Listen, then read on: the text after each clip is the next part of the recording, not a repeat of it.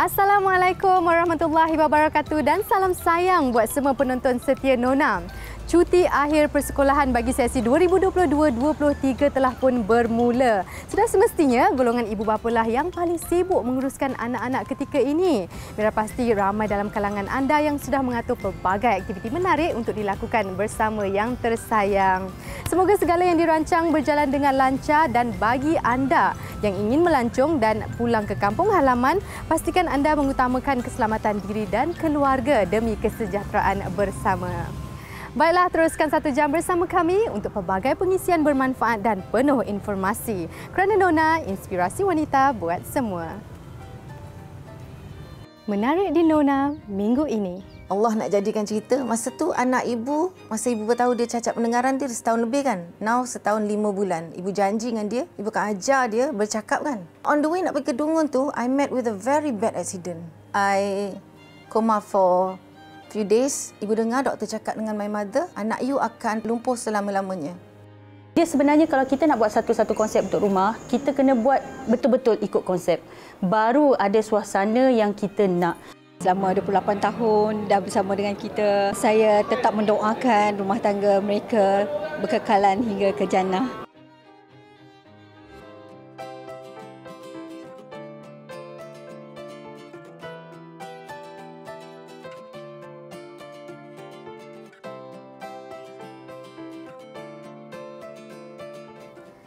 Kepelbagaian kaum dan etnik bukan sahaja menjadikan Malaysia unik daripada segi budaya, adat dan kepercayaan, malah turut menarik minat masyarakat luar untuk mengenali Malaysia dan pastinya mencuba variasi menu tradisi daripada rakyat tempatan.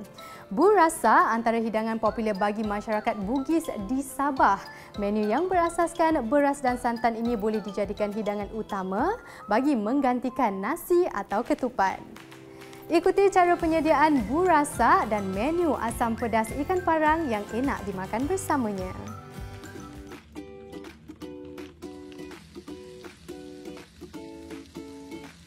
Izwan Syazwani Musa, 31 tahun atau lebih mesra disapa Izian, gemar berkongsi pelbagai jenis resepi masakan menarik yang sering menjadi rujukan pengikut-pengikutnya di media sosial. Ibu kepada 2 orang cahaya mata ini akan berkongsi resepi istimewa yang sesuai dinikmati oleh seisi keluarga. Hai semua penonton Nona. Mesti semua dah tengok video yang saya kongsikan dekat media sosial saya. Hari ini saya nak kongsikan 2 resepi istimewa masakan daripada Bugis, burasa dan asam pedas ikan parang. Pertama sekali saya nak masak dulu burasa. Jom kita tengok bahan-bahannya. Antara bahan dan peralatan yang diperlukan ialah santan, beras, sedikit garam, daun pisang yang telah dipotong, tali rafia dan gunting. Okey, first kita kena masakkan dulu santan sehingga mendidih. Setengah kilo santan. Kita masakkan dengan sedikit garam.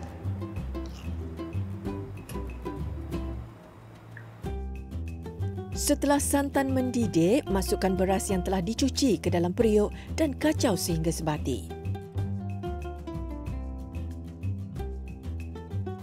Jika mengikut resepi orang dulu-dulu, memang dimasak sehingga nasi itu tak nak dekat dalam ni. Tapi dengan cara saya tuang je dekat dalam periuk nasi. Cepat. Okey. Kita tutupkan periuk nasi. Kita tekan cook sampai nasi itu masak. Okey, siap dah beras burasak kita. Kita kena keluarkan dia. Masuk ke dalam mangkuk, sejukkan seketika, baru kita boleh buat burasa. Okey, beras burasak kita dah sejuk, kita ambil daun pisang.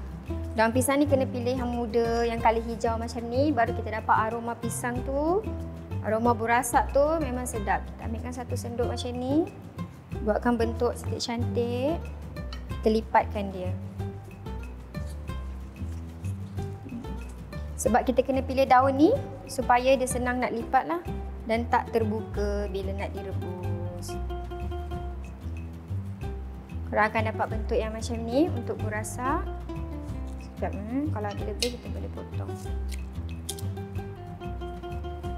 Beras burasak yang telah diikat kecil tadi perlu disusun dan dibalut sekali lagi menggunakan daun pisang yang lebih besar. Pastikan gulungan beras burasa ini diikat dengan rapi menggunakan tali rafia agar isinya tidak melimpah keluar ketika direbus. Potong bahagian hujung tali yang berlebihan supaya lebih kemas.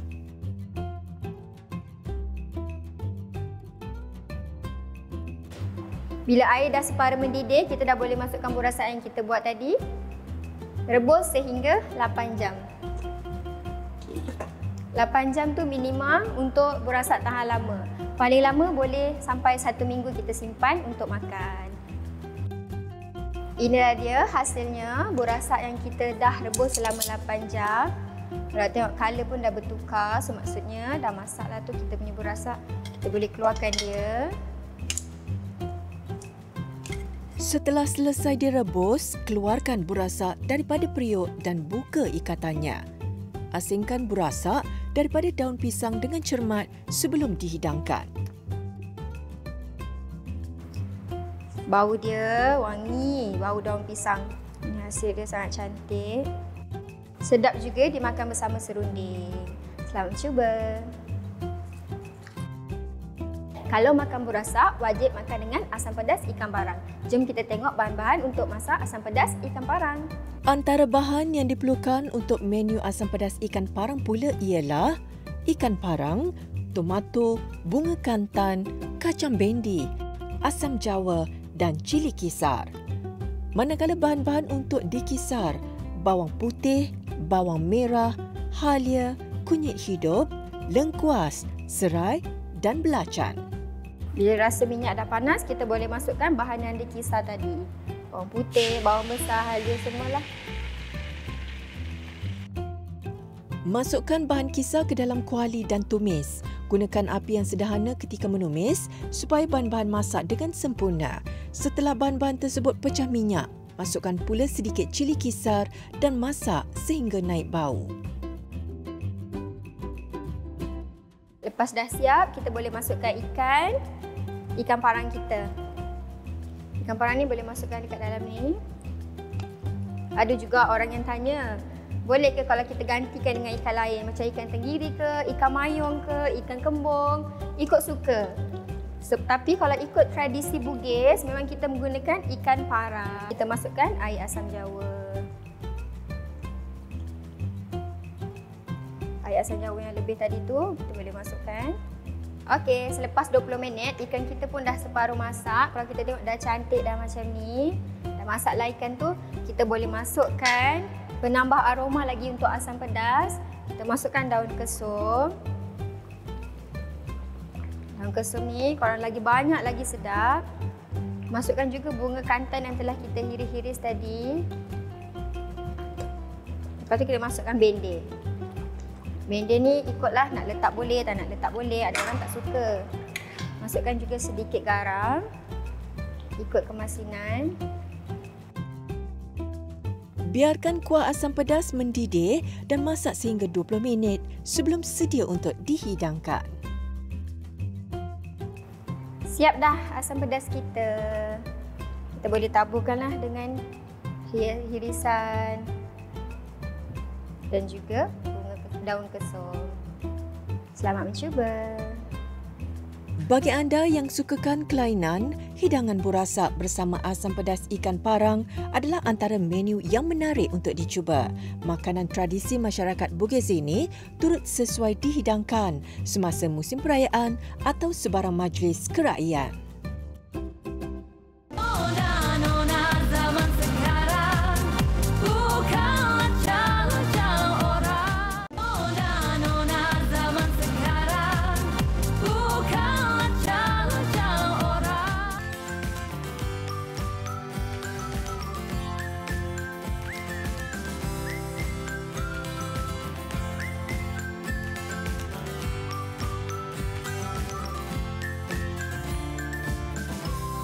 Memiliki aura yang luar biasa dan iltizam yang tinggi untuk mengubah cabaran menjadi kejayaan, figura hebat ini telah melalui pelbagai onak dan duri sebelum berada di puncak kerjayanya.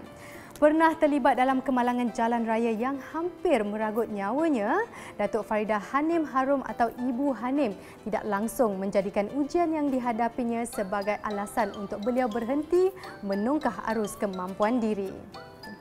Nona berpeluang menimba pengalaman beliau dan berkongsi rahsia kejayaan wanita besi ini dalam segmen Inspirasi. Walau hidupnya penuh pancaroba, wanita cekal yang mencecah usia 59 tahun ini tetap aktif membina kerjayanya sebagai pakar pembangunan organisasi dan kepimpinan yang disegani ramai. Memulakan kariernya dengan pelbagai cabaran, anak kelahiran Kuala Lumpur ini nekat untuk bangkit membina kejayaan demi menggapai kebahagiaan yang diimpikan. Lebih 30 tahun lalu, Ibu Hanim dan suami pernah diuji dengan perkabaran duka apabila bayi sulung mereka disahkan meninggal dunia ketika berusia 8 bulan dalam kandungan.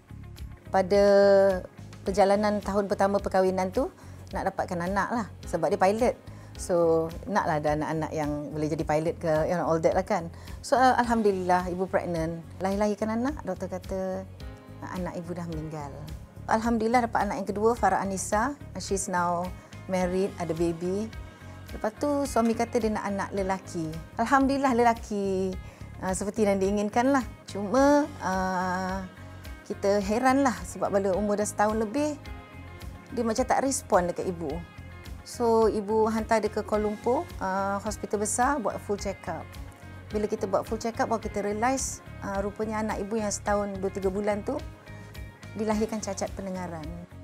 Reda dan pasrah dengan setiap ketentuannya, Ibu Hanim tidak pernah berputus asa demi membesarkan anak istimewanya dengan baik dan sempurna. Baginya, anak-anak adalah penawar terbaik untuk setiap ujian dan penat lelah yang dilaluinya. Dia juga akui terpaksa memberikan perhatian yang lebih kepada Haziq, memandangkan anak bongsunya itu memerlukan penjagaan yang lebih rapi dan teliti. Tapi bila sampai dekat ibu, anak sendiri cacat pendengaran, ibu rasa sangat terkesan lah. So it's not about me, it's about my baby. So ibu tahu budak-budak kan nakal. Kalau pergi sekolah, mungkin dia akan diejek pekak. Ibu tak mendung kat langit lama. Kalau ibu tak ada, kalau dia orang buli ke, orang dera dia, macam mana nak cakap kat orang, dia tak boleh berbahasa biasa. Kalau dia belajar sign language, banyak orang tak faham. Simple thing pun nak minta tolong nanti, it will be difficult for a child. Sebagai mak, ibu fikir semua tu. Ibu nangis sangat, ibu tahu. Sampai ibu doa ke Allah, bagilah pendengaran ibu ni pada dia. I can guess, boleh teka orang cakap apa kan. Dia budak lagi, dia tak tahu apa. Ibarat sudah jatuh ditimpa tangga. Ketika masih bergelut dengan perasaan bercampur baur terhadap penerimaan masyarakat pada Haziq, Ibu Hanim terlibat pula dalam sebuah kemalangan yang hampir meragut nyawanya. Bersyukur kerana masih diberikan peluang kedua, peristiwa hitam itu menjadi pemangkin semangat untuk Ibu Hanim lebih menghargai kehidupannya. Allah nak jadikan cerita, masa tu anak ibu, masa ibu bertahu dia cacat pendengaran, dia setahun lebih kan. Now setahun 5 bulan. Ibu janji dengan dia, ibu akan ajar dia bercakap kan. On the way nak pergi ke Dungun tu, I met with a very bad accident. So ibu rupture every of my left, kena dibantu keluarkan. Tak kayu belakang ibu sebab tahu spine ibu patah. And bawa ke hospital daerah Dungun. I coma for few days. Masa tu ibu baru bangun, baru sedar what's going on. Ibu dengar doktor cakap dengan my mother, anak you akan lumpuh selama-lamanya. Sebab structure of the spine tu kan retak, pecah, pelvic pecah, ini tembus, skull tembus, macam-macam lah, a lot of injury, bahu, left ni semua hancur lah. As a mother, I have to work. I have to do this for my children. Who else do they have? Bayanglah, Farah lah kesian. Adik cacat pendengaran, mak lumpuh. Bapak cari rezeki terbang sana sini. I can't do that. I said, ibu kena kuat. Ibu kena lawan. I fisioterapi dalam keadaan sakit. Sebenarnya ibu faham. Orang lumpuh, kalau dia nak belajar berjalan, sebenarnya very painful. No wonder banyak orang give up and they end up in a wheelchair. Dia tak nak practice balik. Took me a year. After 1 year, dan bila lihat wajah anak-anak, itulah pembakar semangat ibu. Semangat tu jadi membara-bara. And bila ibu boleh berjalan juga, dia masih sakit tapi at least I could walk. Bila jalan je very painful, so ibu kena pakai besi. Yang besi tu sampai ke sini. So dia kena luar baju. Jadi nampak macam robot jalan. Almost 1 year was like that. After that start pakai besi kat dalam. And pakai besi dekat dalam, at least boleh pakai baju tak nampak sangat kan. Tidak mahu terus bersedih, Ibu Hanim memilih untuk menerima takdir dan berdepan dengan realiti. Sebagai seorang isteri dan ibu, dia perlu bangkit melawan kesakitannya demi kebahagiaan insan-insan yang tersayang. Ibu kalau tak ada dalam hidup Aziz tak akan jadi macam ni. So sebenarnya nak ucapkan terima kasih pada ibu tu pun tak cukup sebenarnya. Tapi apa yang Aziz mampu Aziz cuba contohi. Alhamdulillah. Allah ada hadiahkan satu lagi anak pun ada masalah pendengaran yang sama and sama macam bapa dia. Mungkin sebab Allah dah tahu kemampuan ayahnya boleh jaga. InsyaAllah mungkin one day anak akan jadi macam seorang ibu. Kasih ibu membawa ke syurga, kasih ayah sepanjang masa. Ketabahan dan kecekalan Ibu Hanim dalam mendepani cabaran bukanlah suatu perjalanan yang mudah. Dia menjadikan keluarganya, terutama ibu tercinta, sebagai figura yang menjadi inspirasi kejayaannya. Tapi kalaulah boleh ulang masa tu, I wish I could have them now. Make them very comfortable dan happy supaya mereka senyum hari-hari. Dia dapat senang kat dunia ni. I don't know, kalau boleh ulang masa, ibu nak peluk teman. So in a lot of way, I miss them. I miss them so much. Ibu salah seorang yang tak give up. Walaupun yang sakit tulang besi belakang apa semua. Tinggikan suara ataupun dari segi tengah sakit, melepaskan geram, tak ada, tak pernah. Sebab itulah ibu ni idola Aziz lah. Waktu Aziz kecil-kecil, ibu selalu pesan, Aziz, jangan samakan dengan orang lain, jangan bandingkan dengan orang lain. Masing-masing ada kelebihan dia. Itulah satu nasihat yang Aziz pegang. Banyakkan bersyukur. Sampai sekarang lah tak pernah miss dengan nasihat yang sama lah. Aziz harap boleh jadi ketua keluarga yang baiklah seperti ibu. Tidak pernah kenal erti lelah, jauh sekali menyerah kalah. Kekuatan wanita hebat ini dalam mengubah rintangan menjadi kejayaan seharusnya menjadi penguat semangat serta inspirasi buat semua, terutamanya golongan wanita yang ingin terus mencabar kemampuan diri.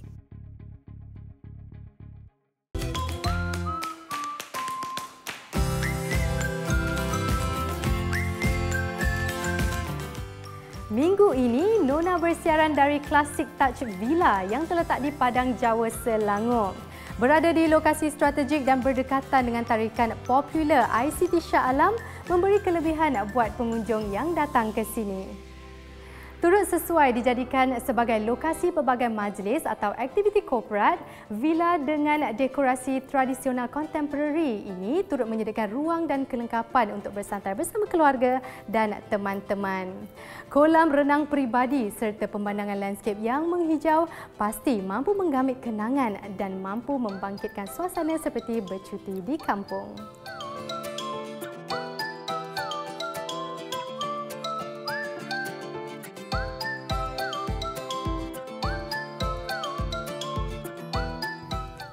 Selari dengan peredaran masa dan perkembangan dunia fashion global, trend hijab dalam kalangan muslimah turut mengalami fasa perubahan mengikut gaya dan cita rasa terkini.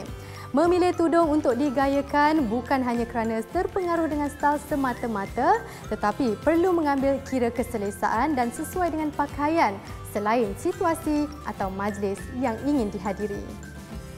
Penata gaya hijab Erliana Amira Johar bakal berkongsi tutorial serta tip penggayaan tudung bawal dan selendang dalam segmen Lensa Gaya.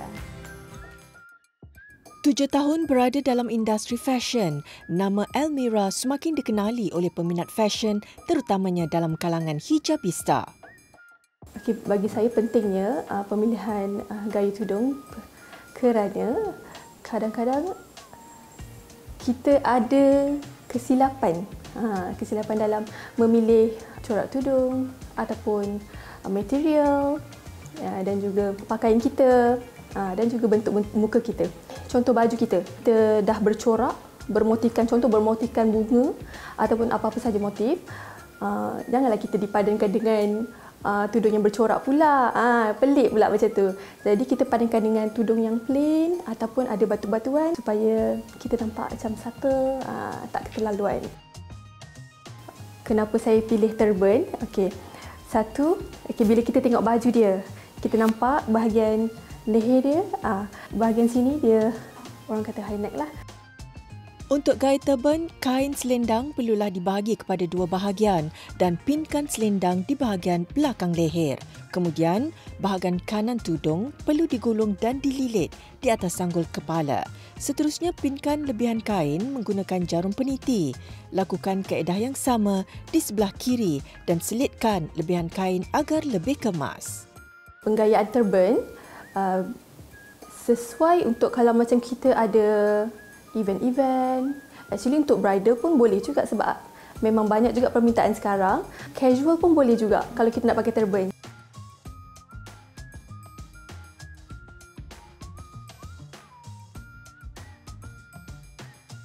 Styling tu saya akan kenakan pada klien yang mahukan dia nak cover dia punya bahagian. Dia nak cuba turban. Tapi yelah turban kan dia memang tidak cover leher. So dekat sini kira macam kita bagi choice kat dia. Okay, kalau you tak nak cover your neck, and then kita boleh cover neck, but still you nampak you memakai turban. Cuma dia sopan sikit. Kaedah untuk style kedua adalah sama seperti turban biasa, tetapi gaya ini lebih fokus pada bahagian leher. Belahan kiri selendang perlu ditarik dan dipinkan di bahagian atas sanggul kepala.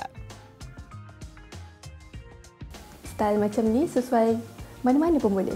You nak keluar berjumpa kawan-kawan, you nak ke event, even bridal pun okey juga. Yang ini kita akan bagi nafas barulah. Kita akan modernkan dia. Dan tudung tu lebih kepada macam draping yang cantik kan untuk cover bahagian dada kita. Ya. Bagi gaya seterusnya, pastikan belahan tudung bawal dibahagi kepada dua, bahagian panjang dan pendek. Kemudian lipat tudung menjadi 3 segi dan pinkan bahagian pendek di leher. Kemudian tarik bahagian panjang ke atas sanggul kepala. Kemaskan bahagian tersebut dengan menggunakan jarum peniti dan pinkan juga di bahagian bahu agar terbentuk cantik. Kalau styling macam tu, dia cantik yang tak perlu orang kata berlebihan sangat dia punya perincian tu. Kalau plain pun cantik, ada motif pun tidak perlu orang kata terlalu banyak.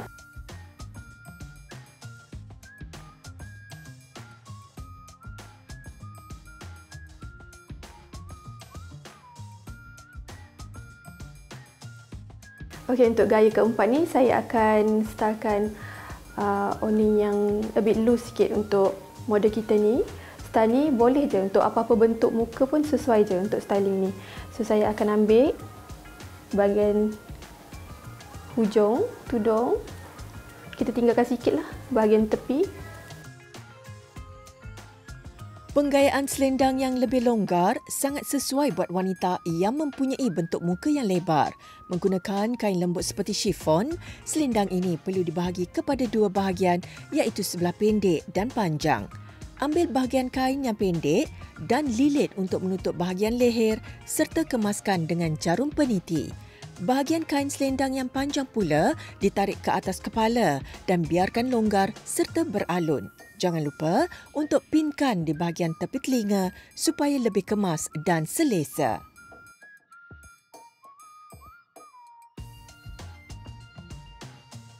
Ada setengah orang bentuk mukanya agak chubby sikit kan.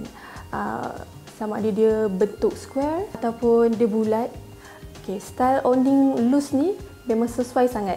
Style ni actually boleh je. Apa-apa bentuk muka sebenarnya okey saja untuk pakai style ni. Boleh untuk you nak pergi event ke, event bridal ke, untuk kenduri kahwin, untuk hari raya nanti. Bagi yang meminati tudung bawal pula, fashion yang terakhir ini adalah gaya biasa tetapi diberikan sedikit kelainan agar pemakai kelihatan lebih moden dan anggun, terutamanya peminat kain satin. Untuk style ni, saya tahu ada ramai peminat bawal. Dan owning tu paling penting sekali. Untuk styling ni, bagi saya lah, saya tahu tidak semua bentuk muka akan fit into this style sebenarnya. So, kalau mana yang ada shape muka macam bentuk oval, bentuk heart shape, yang tu Amerika kata bila pakai tu owning dia akan insya-Allah akan cantik lah. Penampilan dengan style terkini yang tetap mengekalkan ciri-ciri kesopanan wanita berhijab pasti menjadi idaman kaum muslimah untuk tampil lebih yakin dan bergaya.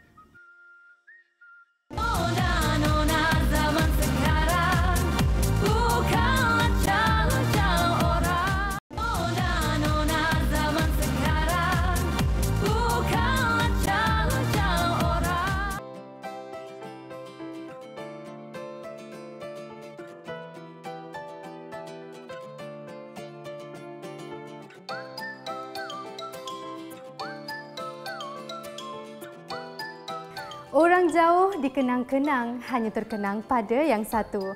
Mula berkenalan kemudian dipinang, di atas pelamin cinta bersatu. Selamat diijab kabulkan pada 6 Ogos 2021, Mas Aliza Dato' Ali bersama pilihan hatinya, Farouk Azran Kamal Azran akhirnya diraikan dalam majlis yang gilang gemilang dan penuh adat baru-baru ini. Maligai cinta mendekati pasangan dua sejoli ini di majlis berinai dan resepsi mereka yang turut dihadiri ahli keluarga dan rakan-rakan selebriti. Tetapkan hari ini kau ku miliki,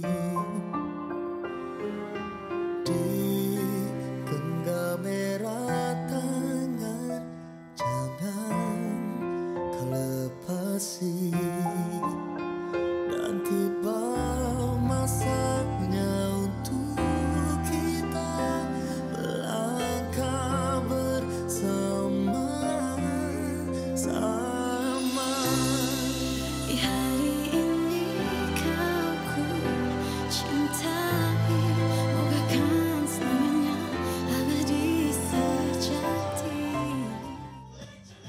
Setelah hampir 2 tahun membina mahligai cinta bersama, kedua pasangan mempelai memilih tema Bollywood untuk majlis berinai.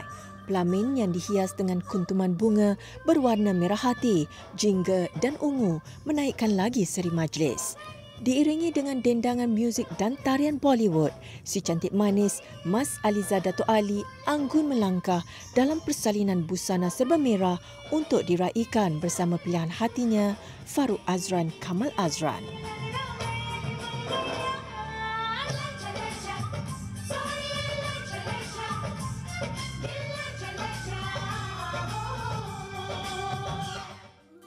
Dia. Kenapa ai? You lah. I rasa you. Sebab dia manja. Dia lagi manja sebenarnya. Dia nampak je macho je ni. Tapi dia manja. Dia kuat merajuk. Dia juga yang pujuk. Points untuk I lah. Kalau merajuk, kalau apa-apa memang dia yang selalu pujuk lah. Of course dia. I think in text kot. Masa tu kita orang kenal. And then kita orang rasa kita orang match dengan each other. And okay lah. Dia datang spontaneously je actually. Kita tak ada macam plan or anything. Sepanjang acara berinai berlangsung, tetamu yang terdiri daripada ahli keluarga terdekat dan teman rapat dihiburkan dengan persembahan nyanyian dan tarian. Teruna terpegun memuja bidadari, lamenian lekat di mata, pesona sungguh raja sehari, umpama berlian diikat permata. Bertempat di Royal Chulan Damansara Selangor, pasangan mempelai seterusnya diraikan dalam sebuah majlis resepsi bertemakan tradisional Melayu. Dewan yang dihiasi dengan tirai baldu berwarna biru serta kuntuman mawar putih yang memenuhi ruang memberi gambaran seperti awan putih di angkasa dan membuatkan pasangan merpati dua sejoli ini bagaikan berada di kayangan. Perbualan di laman muka buku beberapa tahun lalu menjadi detik perkenalan yang membawa kepada janji sehidup semati buat pasangan ini. Kita orang masa kenal dulu tak dapat jumpa because of PKP kan. So that's why tak ingat bila kita add on Facebook. But then after few months kita orang kenal, kita keluar within 10 km. So because of PKP kan. So alhamdulillah lah dah bertemu jodoh. The date yang we started talking was 15 May. Masa tu was his birthday. So kat Facebook kan orang cakap siapa punya birthday today. So ada few of my friends. So I just wished like those people happy birthday. Macam tu je, I wish dia happy birthday. Macam the same thing I did dekat yang lain-lain tu lah. So that's how we started talking. Bagai pinang dibelah dua, sama cantik, sama padan. Persalinan berwarna biru diraja hasil rekaan pereka terkenal Rizman Ruzaini menaikkan lagi seri dan aura pengantin yang diraih. Okay, dia seorang yang sangat penyayang, and dia yang paling penting my family suka dia. She's very generous, kind. Itulah yang banyak lagi lah sebenarnya actually kalau nak cerita yang pasal baby yang Farouk suka. Awal-awal, I macam bukan jual mahal. I bukan jual mahal lah. Macam at that time, I macam not interested lagi masa tu. So, I macam malas layan. So, dia message, dia ajak jumpa pun I avoid. And then, dia video call I tutup kamera. I macam tak nak. I macam malas masa tu. Tapi, his effort tu, to like, tu macam mana cakap dapatkan I his effort tu macam yang buat I macam okay lah dia ni bersungguh, orang cakap kan, bersungguh. And then yang paling buat I terbuka hati tu the way dia layan family I. Dari mana datangnya sayang, dari mata turun ke hati. Sering berkongsi minat yang sama, Mas Aliza dan Farouk Azran berharap agar mereka mampu melengkapi antara satu sama lain dan memupuk rasa cinta yang berkekalan hingga ke jannah. Okay. InsyaAllah kita akan, kalau ada rezeki, kita nak plan nak ke umrah dulu. And then next trip boleh tanya baby. Okay, I suka travel. Dia pun suka travel. So memang we plan, insyaAllah kalau ada rezeki, every year anniversary kita orang memang we plan to travel lah. Janganlah gelak. InsyaAllah kalau ada rezeki, memang kita orang plan every anniversary kita orang nak travel. So itulah. Thank you sayang for being the best husband, for tolerating with me, for loving me, and for always appreciating me. Farouk ni sebenarnya sangat-sangat ringan tulang. Macam kerja rumah pun I tak payah suruh, dia tahu. Kadang-kadang kita pula, kenapa you buat? Tu sepatutnya I buat. Tapi dia tak berkira, orang cakap. Kadang-kadang kalau, yelah dia as a pilot, dia punya working hours tu different kan daripada kita yang office hours. So kadang-kadang bila I balik kerja, tengok semua dah siap. So benda tu macam alah. Okay, first of all, I nak cakap thank you, banyak bersabar dengan I. Of course lah, kita dalam perkahwinan ada up and down dia semua. Thank you banyak bersabar, and thank you for being a good wife. Kita sama-sama doa kita punya perjalanan dekat Qatar nanti berjalan lancar. Hopefully, insyaAllah. Terima kasih semua kepada keluarga, kepada kawan-kawan, semualah yang hadir pada hari ini atau yang tidak hadir pun. Doakan kami supaya semua berjalan lancar. And baby. Dan doakan kebahagiaan kami dunia akhirat, insyaAllah. Dulang penuh berisi sagu, sagu dimakan burung merpati. Jangan bimbang, jangan ragu, hidup baru kini menanti. Pasangan pengantin yang bakal berhijrah dan memulakan kehidupan baru di Qatar mendapat restu daripada keluarga, terutamanya ayah dan bonda. Perasaan sedih ada, gembira pun ada. Sebab nak melepaskan anak kan selama 28 tahun dah bersama dengan kita. Tapi apa-apa pun Saya tetap mendoakan rumah tangga mereka berkekalan hingga ke jannah. Nasihat buat anak akak sendiri, kena sentiasa bertolak ansur, kena sabar, give and take lah dalam rumah tangga kan. Mama love you so much. Kami berdua nak ucapkan tahniah kepada Farouk dan Mas sebagai kedua-dua mereka anak sulung. Jadi and also pengalaman yang baru untuk kita. Kan kita doakan semuanya baik berlaku untuk Farouk dengan Mas. Okay. Alhamdulillah majlis dah selesai. So I hope doa yang terbaik lah diorang nanti di Qatar. Kita harap nanti diorang balik bertiga ke berempat ke, sebab lama juga kat sana kan. Kehadiran keluarga, teman dan rakan-rakan artis semestinya melengkapkan lagi majlis penuh gemilang ini. To Farouk and Mas, I hope a safe journey and take care dekat sana and balik nanti bertiga, okey? dia ni nak anak buah cepat-cepat tau. So make sure korang balik raya tahun ni, I get the good news, okay? Abang Farouk kakak jaga Abang Farouk kakak. Abang Farouk jaga kakak juga. I love you kakak, abang. I love you. Assalamualaikum, baby. Ni Ayah Mat ni nak ucapkan selamat pengantin baru dengan Farouk. Moga sampai ke jannah. Kepada Mas dan Farouk, selamat pengantin baru. Tahniah. Semoga hubungan ini kekal, bahagia sampai ke akhir hayat. May Allah is everything for you, for your journey to Qatar. We will miss you. Please take care of yourself and your husband. We love you so much. Baby, Aunty Ro ucapkan selamat pengantin baru. Semoga bahagia hingga ke jannah. Jadi seorang isteri yang terbaik pada suami. Sampaikan hanyalah mendoakan semoga perkahwinan ini kekal hingga ke nafas yang terakhir. Itu saja. Selamat pengantin baru. Beautiful Mas Aliza, Aunty ucapkan tahniah dan juga husband Farouk. Selamat menjalin hubungan suami isteri dan semoga bahagia hingga ke jannah. Baby jaga diri.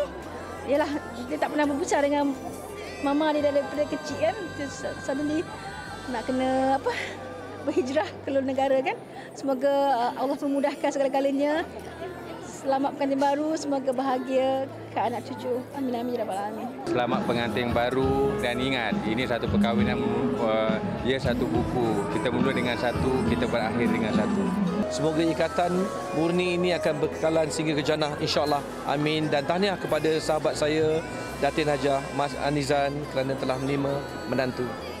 Semoga bahagia hingga ke akhir hayat insya-Allah dan selamat dunia akhirat dan sentiasa di bawah lindungan Allah Subhanahu Wa Taala bersama orang-orang tersayang insya-Allah. Selamat baru. Selamat memulakan hidup baru sebagai seorang isteri. Baby seorang anak yang bertuah sangat sebab ada seorang ibu yang sungguh baik hati. Dan semoga pada suami jagalah baby baik-baik, okey? Ibarat diuji sama merah, ditahil sama berat. Selamat menempuh bahtera rumah tangga. Semoga mahligai cinta yang dibina dengan penuh kasih dan restu keluarga ini kekal bahagia selamanya.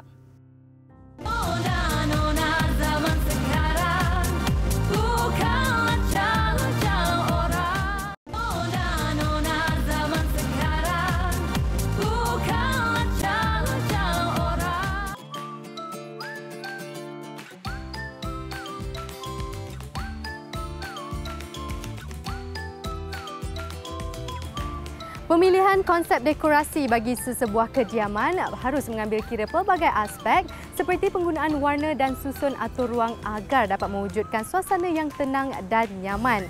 Mengambil inspirasi daripada binaan rumah Thailand dan Melaka serta menyuntik sedikit elemen rumah ladang ala Inggeris atau farmhouse, terletak Kampung Ilham Hafidah Abdul Ghaffar ini terselah kelainan dekorasinya dan kelihatan lebih luas. Ikuti perkongsiannya dalam Diary Deco untuk inspirasi kediaman anda.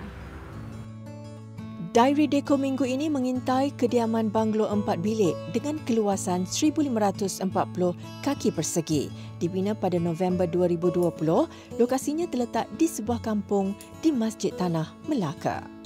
Konsep rumah saya ni kita namakan dia sebagai modern farmhouse, tapi sebenarnya dia duduk di kampung sendiri.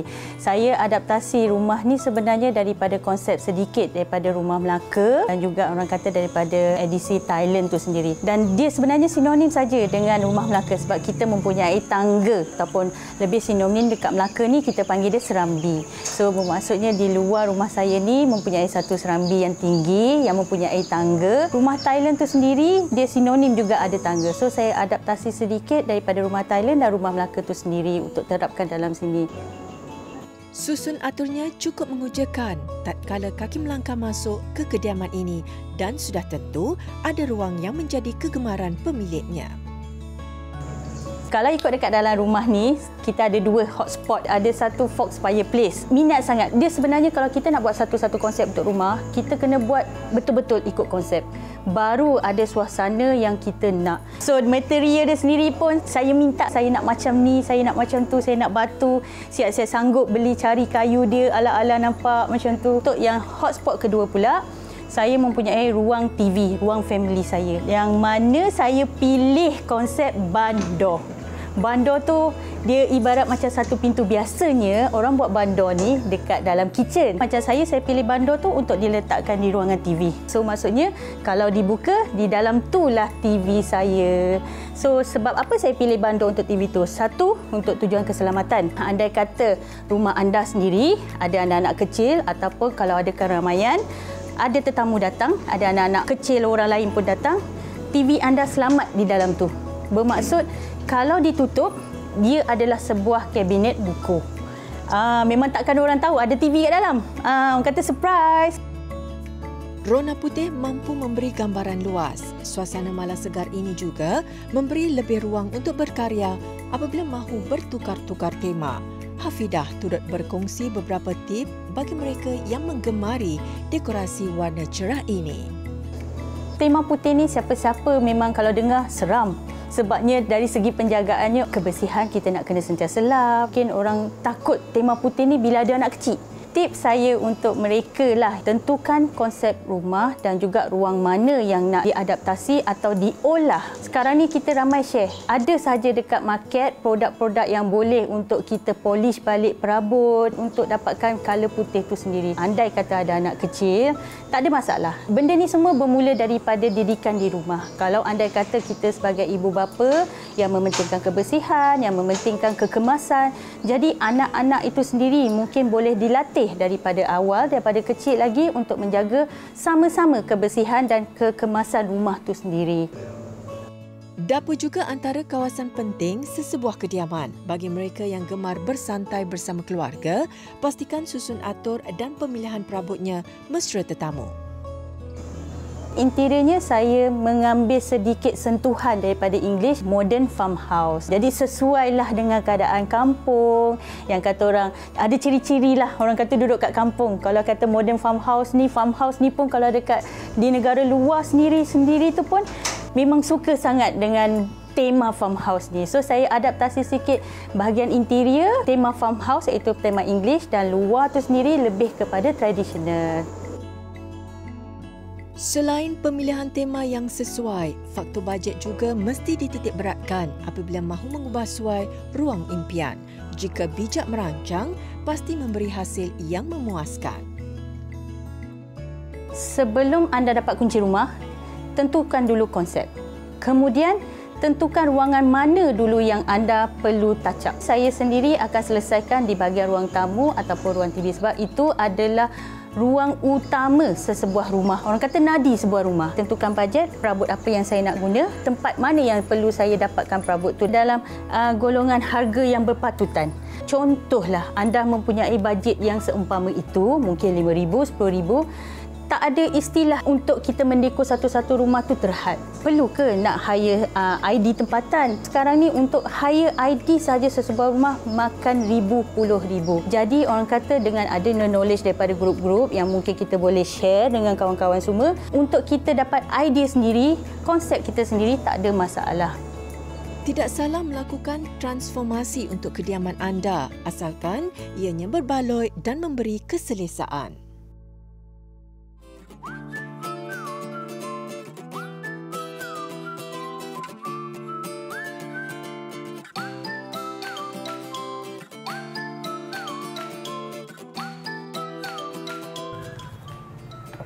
Hampir sejam bersiaran, Nona ingin melabuhkan tiranya. Tetapi sebelum mengundurkan diri, di kesempatan ini Mira mengucapkan selamat berjaya kepada semua pelajar yang bakal menduduki peperiksaan Sijil Pelajaran Malaysia SPM esok. Lakukan yang terbaik dan jangan berputus asa. Setiap kejayaan yang dicapai adalah hasil daripada usaha yang disulam dengan doa dan tawakal. Kalau mencari buah asam, biar lebih jangan kurang. Kuatkan semangat, tekadkan azam, insya-Allah berjaya dengan cemerlang. Terima kasih kami ucapkan kepada Klasik Touch Villa kerana sudi menerima kunjungan kami minggu ini. Teruskan layari laman Facebook, Instagram dan TikTok kami di TV3 Nona. Kami alu-alukan sebarang pendapat, komen dan idea bernas daripada anda. Sehingga bertemu lagi minggu hadapan. Assalamualaikum.